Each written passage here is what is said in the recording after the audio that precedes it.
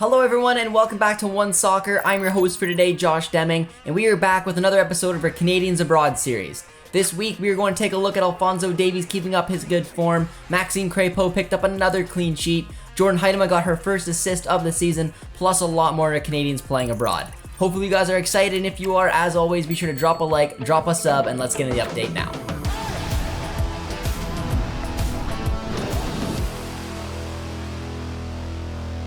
Stopping over in Germany, we are going to take a look at Alphonso Davies, who's back in action over the weekend. Davies started and played all 90 minutes as a left back in a 4-2-2-2 system. He completed 56 of 62 passes, had 84 touches, 8 recoveries, he created 2 chances, and was directly involved in the build-up of both of Bayern's goals. He showed incredible skills to hold on to the ball, dribble through a couple players, and make the correct pass, which led to Jamal Musiala scoring the opening goal. Davies then showed his rapid pace going down the left-hand side, dinking the ball over the sliding challenge, and once again having the presence of mind to pick out the correct pass to Joshua Kimmich, whose shot was deflected in by Thomas Millar. Davies' speed was definitely on full display against Wolfsburg as he ran past defenders with ease, and his recovery speed made it so difficult for Wolfsburg to play through their wingers. Bayern went on to win the match 2-0, and they continued their strong start to the season and remained first place in the table with a 2-0-0 record. Davies is so much fun to watch when he's in this type of move. He's almost impossible to mark with that speed. Julian Nagelsmann has got him and this team playing so well early on in the Robert Lewandowski list days. It's going to be very interesting to see how this team can perform throughout the season, but right now, it's the perfect start for both Davies and Bayern. Jonathan David had an incredible opening match against the season, and he was looking to keep that going over the weekend as he started once again and played all 90 minutes as a right attacking mid in a 4-2-3-1 system. David created 2 chances in the match, he had 2 shots, 53 touches, 7 recoveries, and he picked up an assist as well. Nantes were leading 1-0 despite Lille dominating the match and missing chance after chance, until eventually a well-worked team goal saw Jonathan David play in a smallie to level the score 1-1.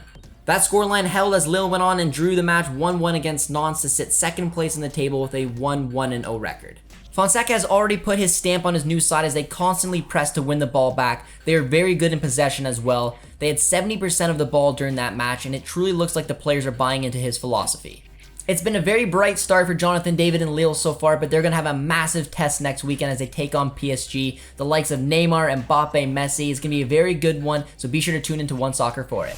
Sticking with Canadian strikers playing in Liga, we are going to take a look at Ike Ugbo, who is back in action as he started on the bench but was substituted into the match in the 59th minute. Ugbo made his first appearance for Troyes since making his loan move permanent, but unfortunately wasn't able to make much of an impact in his 30 minutes on the pitch. Troyes lost the match 3-0 at home against Toulouse and sit 19th place in the table with an 0-2 record. Troyes should be a little concerned so far as they didn't look overly good in preseason, losing to Toulouse 6-1 and losing to Metz 4-0. After losing their 2 opening matches of the season, things won't get any easier as they take on Lyon next weekend. If Troyes really want to get their season up and running, they're going to need to rely on Ike Ugbo to show his goal-scoring ability and hopefully dig them out of the basement. I think a realistic goal target for Ike Ugbo this season would be to score 10 goals. He scored 5 goals last season in 14 appearances, so 10 is definitely doable. And if he's able to do that, it will go a long way to help Troyes stay up this season. Moving down a league to Ligue 2, Diyaeddine Abzi was back in action as he started and played 63 minutes as a left back in a 4-2-3-1 system. Abzi had 27 touches, he won 6 duels, had 3 recoveries, and he had 1 shot. Pau went on to draw the match 1-1 against Le Havre to start off their season with an 0-2-1 record, sitting 16th place in the table. This is the first time Abzi was subbed off so far this season. He had some good looks, but the team needed to shake things up as they were looking for the equalizer. It's incredible seeing Abzi go from the Canadian Premier League to Ligue 2 and seeing him fit in as well as he has. If he's able to keep up these type of performances and continue to develop his game, potentially a move up to Ligue 1 next season could be a possibility. Stefan Eustaquio was back in action over the weekend as he started once again from the bench and was substituted into the match in the 62nd minute to play as a center mid in a 4-4-2 system. Steph had 27 touches, 1 shot, had 4 recoveries, and he was involved in Porto's goal. Eustaquio took charge of the set piece where he played it short and the ball was whipped into the box where it was eventually headed home in the 90th minute, giving Porto a 1-0 win over Vizela. They begin their season with a 2-0-0 record and they currently sit in first place in the table. Eustaquio will have to keep doing what he is doing coming off the bench. It looks very difficult right now for him to break into that starting 11, but if he can continue to make a difference during the match, it will be hard for the manager to keep him out. It has been a very positive start for Eustaquio so far this season. With a lot of games coming up for Porto, the opportunity for him to start will be there, and I can't wait to see him take it because he's a quality player. He's doing it for Canada, and soon he'll be doing it for Porto. Over the weekend, Steven Vitoria was looking to build on his positive debut for Chavez. He started and played all 90 minutes as a center back in a 4-2-3-1 system. Vitoria had 66 touches, 3 clearances, 7 recoveries, 3 interceptions, and he completed 84% of his passes. Chavez came back and won the match 2-1 against Maritimo to start off their season with a 1-0-1 record, currently sitting in 9th place. This has been such a positive start to the season for Vitoria, as Chavez looked like a club capable of staying up this season. Vitoria is definitely going to be trusted in playing a big role at the back. He had a disastrous end of the season, and this is just a new lease on life and giving him good confidence leading up to the World Cup for Canada. Moving along to Belgium now, we have an injury update on Tajon Buchanan. He will resume training this week, and he could be available for Club Brugge for their next match. Tajon still wasn't fully fit to feature against OHL, although Kyle Larin once again started on the bench and was substituted into the match in the 73rd minute to help his side see out the result. Larin ended up getting a good opportunity, however his effort was stopped. And Club Brugge went on to win the match 3-0 against OHL, and they currently sit with a 2-1-1 record, 5th place in the table. It is a little concerning so far for Larin that he's only featured from the bench and he's missed a couple opportunities, including a missed penalty. Larin will have to find a way to make an impact from coming off the bench if he wants any chance to break into the starting 11. There is no doubt that Kyle Larin has the quality to start for Club Brugge. We have seen what he can do in Turkey, we've seen what he can do for the national team. Right now, he just needs to focus on building his manager's trust and hopefully make an impact when he gets the opportunity to do so. Dropping down a league in Belgium, we are going to take a look at Liam Fraser, who's returning. He's back in action, starting and playing all 90 minutes as a center mid in a 4-4-2 system. Fraser looked solid once again in the opening match of the season, as Dians went on to draw Anderlecht U23 0-0 to start off their season in 9th place with an 0-1-0 record.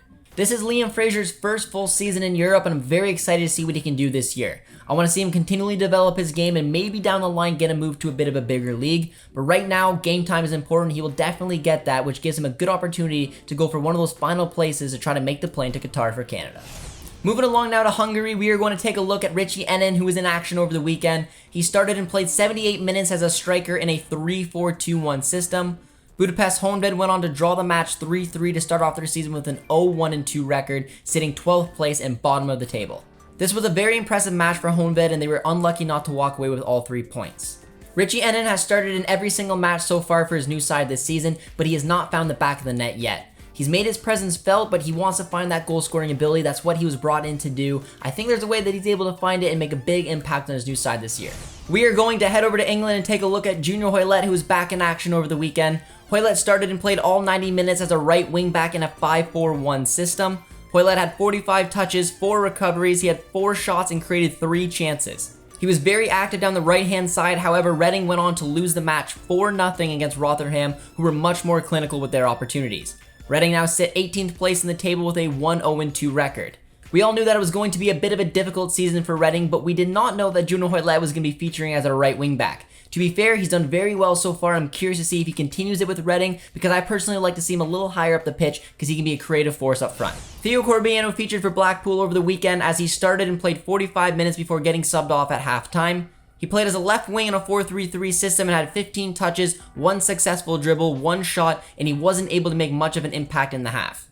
Blackpool went on to lose the match 1-0 against Swansea City, and they moved down to 17th place in the table with a 1-0-2 record. It is never a good feeling to be substituted at halftime. Hopefully Corbeanu can use this as a learning experience because the opportunities for him will be there this season, and if he wants to take a big step in his development, he needs to find a way to be consistent and make an impact when he's on the pitch. La Liga has returned, and with it we got a glimpse of Luca Koleosho. Koleosho started on the bench and was substituted into the match in the 80th minute. He featured in the final match last season for Espanyol, and he has clearly done something right during preseason to be a part of the matchday squad and be given the opportunity to come into the match while Espanyol were trailing 2-1 to help search for the equalizer. The equalizer did come as Joselu drew a penalty and he put it away himself. Espanyol drew the match 2-2 against Celta Vigo and sit 8th place in the table with an 0-1-0 record. Koleosho is one of the biggest Canadian men's national team eligible players out there. The United States will definitely be keeping tabs on him, and if he continues to develop like this and be given opportunities at the age of 17 in La Liga, hopefully Canada can cap him soon.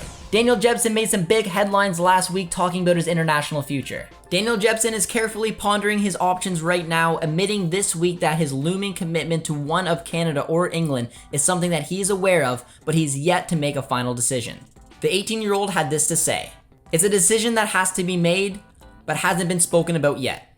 No, a decision hasn't been made yet. With that, I don't really know yet. It's a very hard decision to make. Obviously, But for now, I'm enjoying it with England at the minute, but who knows? Anything can happen with Canada. Daniel Jebbison is one of the biggest dual national names out there, and if we're able to get him to commit for Canada, it could be a massive step forward. We do have a lot of great strikers so far, but he is 18. He's very raw. He's even had links right now this transfer window to Everton, so there's an absolute player in there. John Herman will definitely be monitoring the situation, and we're just going to have to wait to see how it plays out. Moving along now to the Kansas City Current, we saw Desiree Scott and Victoria Pickett back in action over the weekend as they both started as central midfielders in a 3-5-2 system. Scott played all 90 minutes while Pickett was substituted off at halftime. KC went on to win the match 4-3 against North Carolina Courage to move up to 4th place in the table with a 7-4-4 record. Scott had a great performance once again in the midfield as she absolutely bossed it, and she played a vital role to her side picking up 3 points. A couple more Canadians were in action over the weekend for OL Reign as they lined up in a 4-3-3 system, which saw Quinn start at the heart of the midfield and Jordan Huitema starting at the lone striker role. Quinn was subbed off at halftime and Huitema played 87 minutes and had an impressive match up top. She picked up her first goal contribution since joining OL, assisting Megan Rapinoe's second goal of the night. OL went on to pick up a big 4-1 victory to sit 5th place in the table with a 6-6-4 record. Hopefully this is the spark that Jordan needed to get her confidence going, as her next target should be to score her first league goal for OL. There's a lot of pressure on Huitema's shoulders since making this transfer from PSG. I know she's up for the challenge and she's going to play a big part to seeing OL Reign make the playoffs this season. Moving along now to the Portland Thorns, we saw Christine Sinclair back in action as she started and played all 90 minutes as a center mid in a 4-1-4-1 system. Janine Beckie was also substituted into that match in the 66th minute to help her side look for the winner. Christine Sinclair scored in the 84th minute, and remarkably minutes later in the 90th minute, Morgan Weaver went on to score the winning goal as Portland won the match 2-1. Sinclair had another classy performance and was the player of the match as her side now sit 1st place in the table with a 7-7-1 record. To no one's surprise, we continually see Christine Sinclair compete at the highest levels. Heading over to Scotland now, we are going to check in on Theo Bair, who was in action over the weekend. He started and played 60 minutes as a striker in a 3-4-2-1 system. He had 1 shot, 25 touches, 6 clearances, 4 recoveries, and he missed 1 good opportunity as St. Johnstone went on to lose the match 4-0 against Rangers to sit 9th place in the table with a 1-0-2 record. It just wasn't Bears' night, however former Canadian men's national team captain Scott Arfield had a great night. He picked up a goal and an assist as Rangers sit 2nd place in the table with a 3-0-0 record. It is always fun to see a couple Canadians going head to head. Unfortunately though for Theo Bair, Scott Arfield definitely got the advantage over him this time. Stopping in Serbia, we are going to take a look at a couple Canadians as Milan Borjan was back in action and started in goal for Red Star in a 4-2-3-1 system. Canadian men's national team eligible player Stefan Mitrovic was substituted into the match in the 64th minute to help Red Star finish off the match with an impressive performance as they picked up a big 4-0 win to sit 1st place in the table with a 5-0-0 record. Borjan picked up a clean sheet and it was business as usual for Red Star. However, they do have an important match coming up midweek as they're in the final round of Champions League qualification. Playing in the Champions League will be a massive opportunity for Red Star. Milan Borjan has been there and done that, but for Stefan Mitrovic, this could be a huge chance to get his name out there and potentially down the line find a way to get a bigger transfer. He's still being hunted right now by both the Serbian national team and the Canadian national team. He's a hot prospect and playing the Champions League can only make his stock go up. Moving along now to Switzerland, we are going to take a look at Liam Millar, who started over the weekend on the bench and he was substituted into the match in the 63rd minute as an outside attacking midfielder in a 4-2-3-1 system. Miller came on to help search for the winning goal, however it was Lugano who ended up finding the breakthrough and scoring 2 late goals in the 90th minute. Lugano went on to beat Basel 2-0 and Basel's poor start to the season continues as they sit 8th place in the table with an 0-3-1 record, winless after 4 matches to start off the season. Despite the poor start to the season for Basel, Liam Millar has looked good. He was brilliant last season and he has picked right where he left off, and he will be a vital piece if Basel want to compete up the table.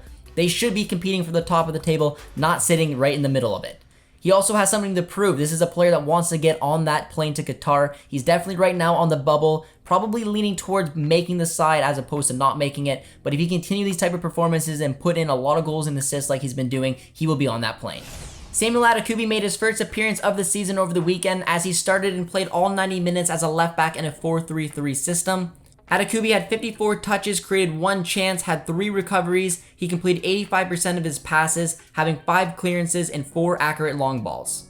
Hatayspor went on to lose the match 1-0 against Trabzonspor, and right now in the Turkish top flight there are only 19 clubs, so this is Hatayspor's first game of the season and they currently sit 16th place in the table with an 0-1 record. Despite the loss, it was a promising start for Adekugbe. He had some links going back to the MLS with TFC in Vancouver. I'm glad to see him stay in Europe because he's made a big impact on the left-hand side in the Turkish flight, and I'm expecting another big season out of him. Moving along now to the MLS, we are going to take a look at Maxime Crepeau, who is back in action over the weekend, starting in goal for LAFC in a 4-3-3 system. Crepeau made 2 saves, had 30 touches, 8 recoveries, and faced an XG of 0.38, picking up another clean sheet as LAFC picked up a big victory, winning 5-0 over Charlotte to sit first place in the West with a 17-3-4 record. LAFC just can't do anything wrong right now. They look very good, they look dominant, they are the favorites to win MLS Cup, and Maxime Crepeau looks very good between the sticks.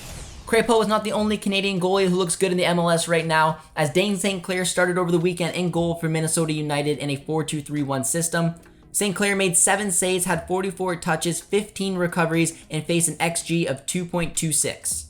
He had another great performance as he continues to show why he's one of the best keepers in the MLS, as Minnesota went on to win the match 2-1 against Nashville to sit 4th place in the West with an 11-5-9 record.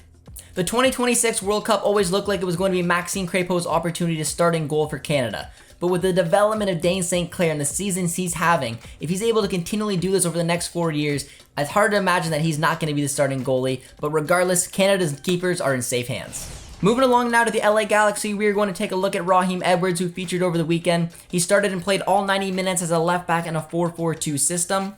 Edwards completed 85% of his passes, he had 84 touches, 6 clearances, 5 recoveries, created 1 chance, and had 4 accurate long balls. The Galaxy went on to win 5-2 against the Whitecaps to move up to 6th place in the West with a 10-3-11 record. Edwards got the start for the first time in 4 league matches and had a very solid performance, which should be good enough to keep him as a starter for the Galaxy's next match. Edwards hit the ground running when he joined the Galaxy. He was one of the best left backs in the league at the time. He really cooled off of late, but this was a big opportunity for him. He absolutely took it, and I can't wait to see what he can do going forward. That's all the time we have for in this episode. I hope you all enjoyed it, and if you did, as always, be sure to drop a like, drop a sub as well. We're trying to get to 100,000 subscribers, so if you want to help us get there, dropping a sub will do that. Also, be sure to subscribe over to One Soccer for all the best Canadian soccer coverage. My name is Josh Deming. Thank you all for watching. We'll talk to you soon. Cheers, friends.